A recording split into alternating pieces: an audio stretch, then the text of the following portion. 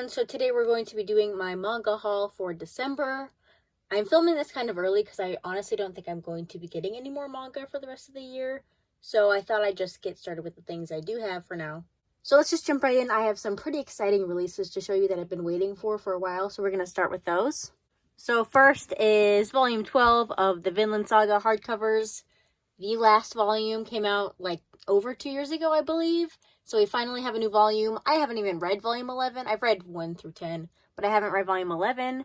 So now I'm going to read volumes 11 and 12, and we'll see what's going on in Vinland Saga because it has been a few years since I read it. And in case 2 years wasn't long enough of a wait, next I have volume 15 of Real. So honestly, I'm shocked that we even got another volume of Real, that Takehiko Inoue even started drawing manga again at all. I'm not surprised that he chose to continue Real rather than Vagabond, because I feel like Vagabond is a lot of a tougher subject matter to write about than Real is. Not that Real is a soft slice of life series at all, but it is kind of less violent and such as Vagabond. So anyway, Real is another one I read quite a few years ago, and I have not reread it since then, so I think in order to read volume 15, I'll have to reread the first 14 volumes. But yeah, so it's been, I don't even know how many years since the last volume of this released, but it's been at least 5, I want to say. But now we have volume 15, so I'm excited to read more Real. And I haven't really looked into if he's still doing more of the series, releasing more of the series, or if he went on hiatus again. I haven't really looked into that too much. I'll have to do some research after this video. Next, we're going to do some pre-orders. So I have Blue Period Volume 5, which I did not get until this month. This is a release from last month, I believe, and I just got it this month. So yeah, I'm a couple volumes behind in this, but I was really enjoying what I read of it so far. I know the anime is airing. I have not watched that because I kind of just want to stick to the manga for now. And next I have Blood on the Tracks Volume 7. So this is another volume. This is the first volume I've decided to just wait on. I'm going to wait until all the rest of the volumes are out. I'm not sure how many it's going to be because it's still releasing in Japan, I believe. But I think it might be nearing its end. That's just an assumption I'm making. But yeah, I'm going to hold off on these volumes for now and just wait until it's all released, and then I'll read the whole thing, because Shuzo Oshimi's works go really, really fast, and I kind of want to read them all at once, just to absorb the whole story. Next, I have another highly anticipated pre-order, so that's volume 17 of Ajin. I read all of Ajin earlier this year, and I really enjoyed the ending. I don't feel the need to reread this right now. I will in the future, though, which is why I have all the volumes. And yeah, so I always really like the covers of Ajin. I like how they're all just one color, and then they have just kind of a simple but very well done front image on there. And this one is interesting. Next I have Yona of the Dawn Volume 33. These volumes come out really fast. I really need to get back into Yona of the Dawn. I feel like that's going to be one of the first series I read in the new year is Yona of the Dawn. Also, I don't know why, but every time I order Yona of the Dawn volumes from Right Stuff, they always come in really dirty. Like this one has dirt all over it. I'm going to clean it up. Yeah, it's almost like sticky right here. Like there's a sticker on it. I don't know what they're doing with their Yona of the Dawn volumes, but they're always dirty on the back for some reason. Next, I have Sayonara Football Volume 7. First thing I want to say about this volume. Well, 1, I really like this manga. 2, this volume feels way different than the other volumes in this series. I'm not sure why that is. I feel like, I don't know. This is like a different paper. I'm not complaining. Actually, it feels a lot better than a normal Kodansha volume, and it doesn't have any spine tearing. So maybe Kodansha is picking different paper to use for their volumes. I'm not sure. I'm just observing the fact that this volume feels different than the other ones. And next we have Golden Kamuy Volume 24. More manga I haven't read yet. I have read a couple volumes of Golden Kamuy, but I'm very far behind. This is another manga I need to get to next year, or catch back up again with next year, although it is ending soon, I believe. So I might just wait until it's finished. We'll see. Next I have Gambling Apocalypse Kaiji Volume 3. I also have not read this yet, but I've heard very good things, and I'm just picking these up because Denpa releases are very, very slow, so I like to collect them as they come out. And also, Denpa's a smaller publisher, so I'm not sure how well they can keep things in stock. I haven't really heard anything about them not being able to stock things, but I'd rather be safe than sorry, so I'm continuing to collect these. And next I have A Tropical Fish Yearns for Snow, Volume 8. There's one more volume of this, and then that's the last volume, Volume 9.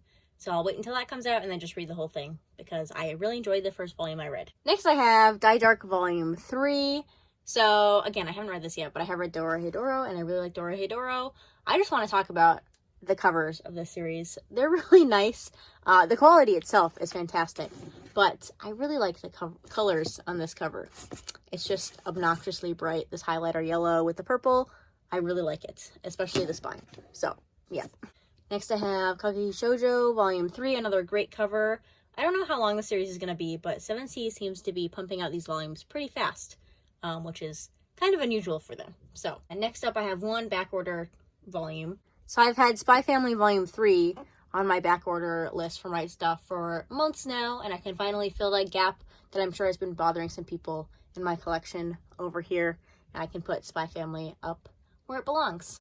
Next I have Deserter by Junji Ito, another Junji Ito short story collection. I'm very excited for this. I really like this cover.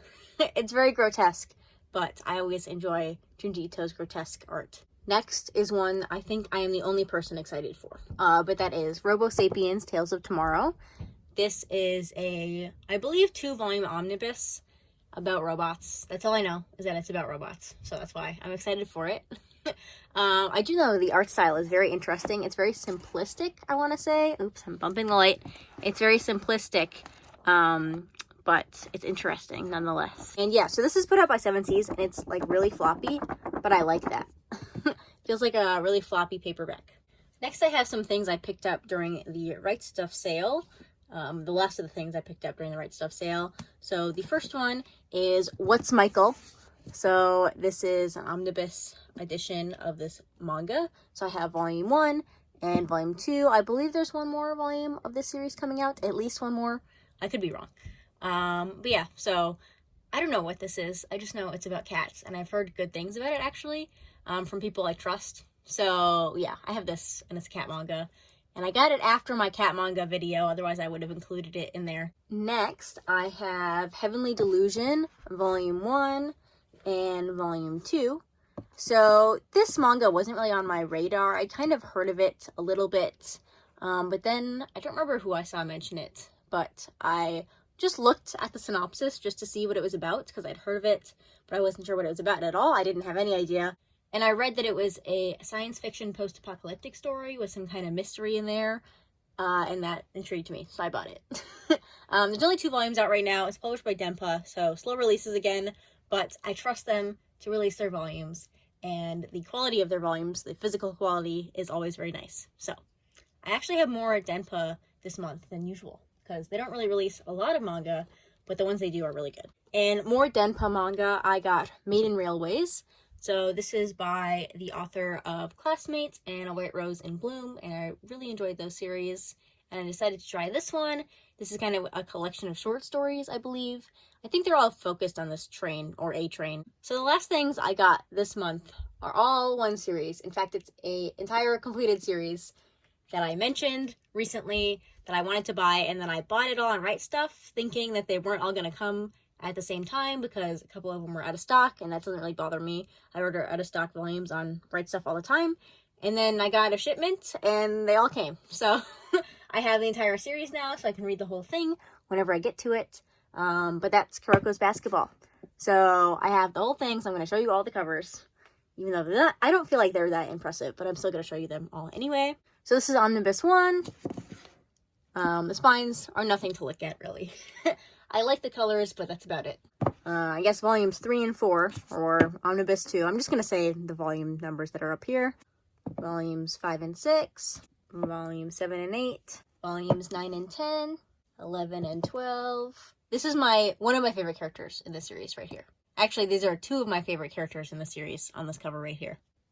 13 and 14, 15 and 16. I do really like this cover. I like that there's only color on the basketball and on his hair and eyes. I really like that, actually. Volumes 17 and 18, volumes 19 and 20, volumes 21 and 22, 23 and 24. I also like this cover.